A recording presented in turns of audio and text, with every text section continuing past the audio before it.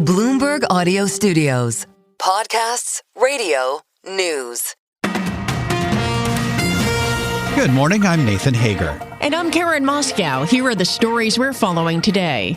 And Karen, that surge in oil comes on new pressure from the U.S. President Trump has ordered a blockade of sanctioned oil tankers off Venezuela. On social media, the president added he is designating Venezuelan President Nicolas Maduro's government a foreign terrorist organization. We get more from Bloomberg's Stephen Stepchinsky.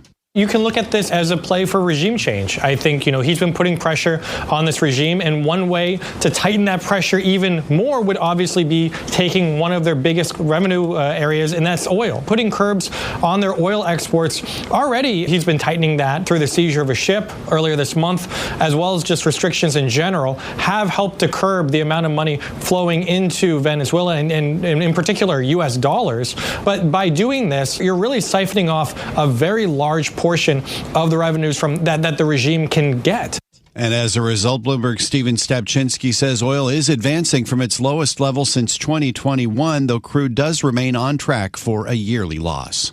Meanwhile, Nathan, Bloomberg News has learned the U.S. is preparing a fresh round of sanctions on Russia's energy sector if President Vladimir Putin rejects a peace agreement with Ukraine. The discussions over further sanctions come as U.S. and Ukrainian negotiators have made some advances toward the terms of a potential peace accord, but sticking points remain over issues such as territory and security guarantees. Now, Karen, we want to turn to the latest on the death of actor-director Rob Reiner. The Hollywood legend's son, Nick Reiner, has been charged with first-degree murder in the deaths of his father and mother, Michelle Singer Reiner. Los Angeles County District Attorney Nathan Hochman says prosecutors are still deciding whether to seek the death penalty. Now, prosecuting these cases involving family members are some of the most challenging and most heart-wrenching cases that this office faces because of the intimate and often brutal nature of the crimes involved. L.A. County DA Nathan Hochman says Nick Reiner will undergo a standard medical clearance before he's brought to court to formally hear the charges. He says if there is evidence of mental illness, it will be presented in court. Nick Reiner was arrested Sunday night after his parents were found dead in their Brentwood home. Rob and Michelle Reiner's closest friends have issued a joint statement mourning the couple as a, quote, special force together, dynamic, unselfish, and inspiring. The list includes Billy Crystal, Albert Brooks, Martin Short, Larry David, and their wives. In New England, Nathan, the search continues for the suspect in the mass shooting at Brown University. The FBI has released a 5-minute video timeline of the suspected gunman walking and sometimes running through the streets of Providence, Rhode Island, before and after the shooting. Providence Police Chief Oscar Perez is appealing to the public for more information. If you have any camera systems or any Teslas, like I mentioned, that you look at that footage and that you can reach out to us and please provide us anything that you have. Providence Police Chief Oscar Perez and other officials have not named any new persons of interest since an initial suspect was released Sunday night. They also have not indicated a motive, with witnesses giving varying accounts about whether the shooter spoke as he opened fire. The FBI is offering $50,000 for information that leads to an arrest and conviction. We turn now to Australia, Karen, where authorities have charged the surviving gunman in the deadly Sydney Hanukkah attack with 59 offenses, including murder and terrorism. 24-year-old Naveed Akram remains under police guard in the hospital. Here's Australia's Prime Minister Anthony Albanese. This is an incredibly traumatic time for members of the Australian Jewish community. It has also shaken our nation. Our nation will respond. We will hold people to account for what has occurred. That's Australia's Prime Minister Anthony Albanese. Meanwhile, donations to a GoFundMe page for Ahmed Al-Ahmed, the 43-year-old who tackled and disarmed one of the shooters, has passed $2.4 million. We turn to Europe now, Nathan, and the Trump administration is threatening retaliation against the European Union in response to efforts to tax American tech companies. At issue are regulations governing digital commerce as the EU moves to regulate and tax U.S. tech giants, including Alphabet, Meta, and Amazon. We get more from Bloomberg Chief Europe correspondent Oliver Crook in Brussels. There's been a big issue for the Trump administration since the very beginning. We are now getting the U.S. trade representative coming out on Twitter, really amping up the rhetoric and saying that if things do not change, they're going to target European companies. What is sort of peculiar about this time around is that he has named all of the companies that they're looking at. They are Accenture, Amadeus, Capgemini, DHL, Mistral, Publicis, SAP, Siemens, and Spotify. So there you get a sort of real cross-cut of companies across Europe, mainly focused in France and Germany, the two biggest economies within the Eurozone. Bloomberg chief Europe correspondent Oliver Crook says critics of the EU's digital tax plans say they are slowing down technological innovation and unfairly seeking to raise revenue. In the nation's capital, Karen, moderate House lawmakers will not get to vote on extending Affordable Care Act premium subsidies before they expire at the end of this year. We get more from Bloomberg's Amy Morris in Washington. House Speaker Mike Johnson is blocking a Republican push for a vote on renewing expiring Obamacare subsidies. There are 3 discharge petitions aimed at forcing the vote. Republican Representative Mike Lawler of New York says there should be a vote, and he sounded off on the House floor. 11 Republicans have signed on to those discharge petitions. Now, why is that necessary? Because House Republican leadership will not allow a vote. It is idiotic and shameful. And yet, my Democratic colleagues will not join us. Now, the House is set to vote on a consensus GOP health care package, but an ACA fix is not likely to be among what passes. In Washington, Amy Morris, Bloomberg Radio. All right, Amy, thank you. Well, President Trump is delivering a primetime address to the nation tonight. The White House says the president will use the speech to detail his historic accomplishments and tease some policy coming in the new year. It comes at a pivotal time with the president's poll numbers softening and the economy facing headwinds. Well, Karen, Chicago Fed President Austin Goolsbee says he expects strong economic growth into 2026. He says interest rates should be able to fall if inflation declines toward the Fed's target. Here's Goolsbee speaking on CNN. I'm still pretty optimistic that the economy will sustain at a stabilized rate that's pretty decent. And if it can do that and inflation go back headed down to something like 2%, I think rates can go down. Chicago Fed President Austin Goolsbee defended his recent dissent against a Fed rate cut. He says he wants to see more data before agreeing to more easing.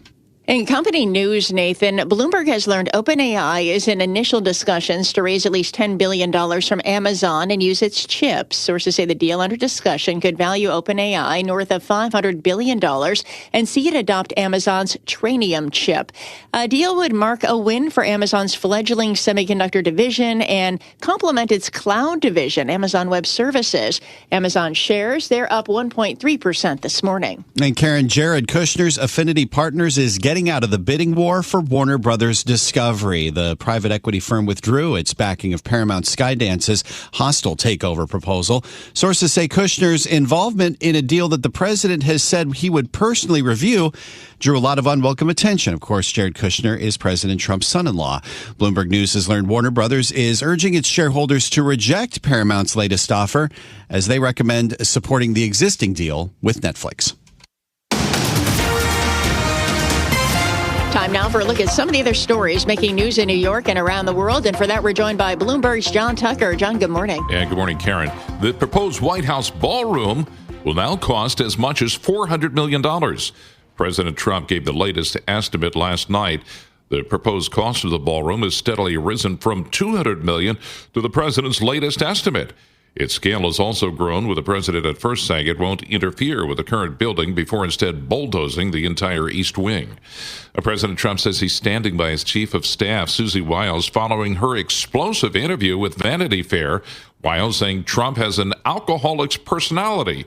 She also said Vice President J.D. Vance has been a conspiracy theorist for a decade. Vance responded, "Sometimes I am a conspiracy theorist, but I only believe in the conspiracy theories that are true." Weil also points a finger at Attorney General Pam Bondi, saying Bondi completely whiffed her handling of demands to release the files on Jeffrey Epstein. A professor at MIT was fatally shot in his Boston area home. Police are now looking for a suspect. Neighbors tell police they heard a commotion last night. At about 9 o'clock, I heard 3 loud bangs. I thought at first it was somebody in our apartment kicking in the door or something.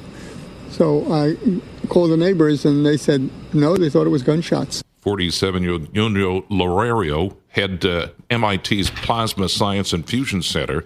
The incident occurred as authorities continue a manhunt for the person who killed 2 students Saturday at a rampage at Brown University in Providence, Rhode Island, about 40 miles south of Boston. And Pope Leo is expected to accept Timothy Cardinal Dolan's resignation this week. It will possibly name a bishop from the pontiff's Illinois home state to lead the Archdiocese of New York.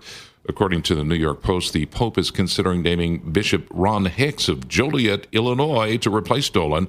Dolan has reached the mandatory retirement age of 75. Global news, 24 hours a day, and whenever you want it with Bloomberg News Now. I'm John Tucker, and this is Bloomberg. Karen. Thanks, John. Time now for our Bloomberg Sports Update, and for that, we bring in John Stashower. Thanks, Karen. The Knicks in Las Vegas won the NBA Cup. They trailed San Antonio by 11 late in the third quarter, won the fourth 35-19, won the game 124-113. Jalen Brunson, 25 points, was the NBA Cup MVP. Each player gets over $530,000, although the win actually doesn't even count in the standings. Big NFL game tomorrow night, Rams and Seahawks in Seattle for first in the NFC. The Rams not ruling out wideout Devontae Adams despite his hamstring injury. That's your Bloomberg Sports Update. Stay with us. More from Bloomberg Daybreak coming up after this. Coast to coast on Bloomberg Radio, nationwide on Sirius XM, and around the world on Bloomberg.com and the Bloomberg Business app. This is Bloomberg Daybreak. Good morning. I'm Nathan Hager. Oil is rallying this morning with geopolitical risk now on a couple of fronts. President Trump says he is ordering a, quote, total and complete blockade of sanctioned tankers in and out of Venezuela.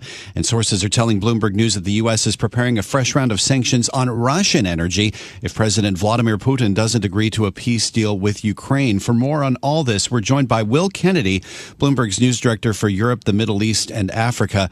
Will, good morning. Let's start with Venezuela. This seems like a pretty significant step up in this ongoing campaign between the U.S. and the Maduro regime. Good morning.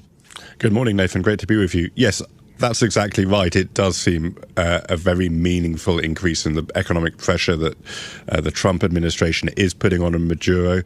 It's clear that this is ratcheting up, and we should note how dependent Venezuela is on the dollar earnings that export of oil brings to them. So it really, if this is enforced, it could really make life quite difficult for the Venezuelan government.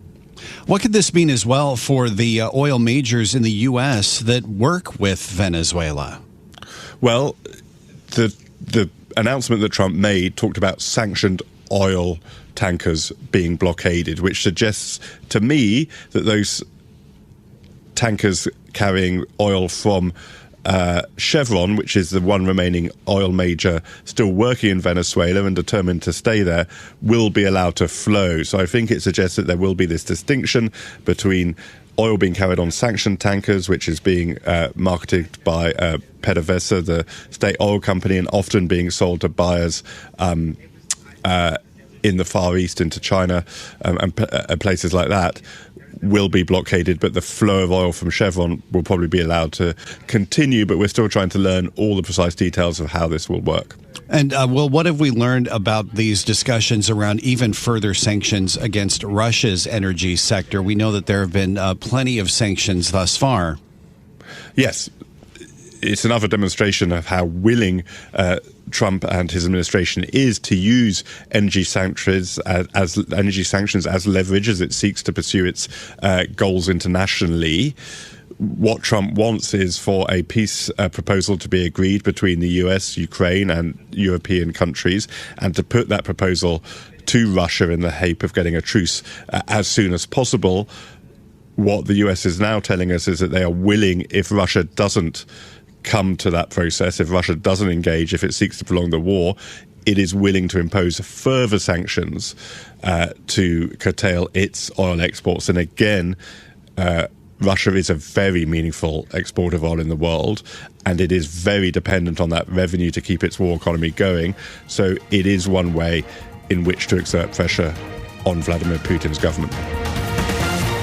This is Bloomberg Daybreak, your morning podcast on the stories making news from Wall Street to Washington and beyond. Look for us on your podcast feed by 6 a.m. Eastern each morning on Apple, Spotify, or anywhere else you listen. You can also listen live each morning starting at 5 a.m. Wall Street time on Bloomberg 1130 in New York, Bloomberg 99.1 in Washington, Bloomberg 92.9 in Boston, and nationwide on Sirius XM Channel 121. Plus, listen coast to coast on the Bloomberg Business app, now with Apple CarPlay and Android Auto interfaces. And don't forget to subscribe to Bloomberg News Now. It's the latest news whenever you want it, in 5 minutes or less. Search Bloomberg News Now on your favorite podcast platform to stay informed all day long. I'm Karen Moscow. And I'm Nathan Hager. Join us again tomorrow morning for all the news you need to start your day right here on Bloomberg Daybreak.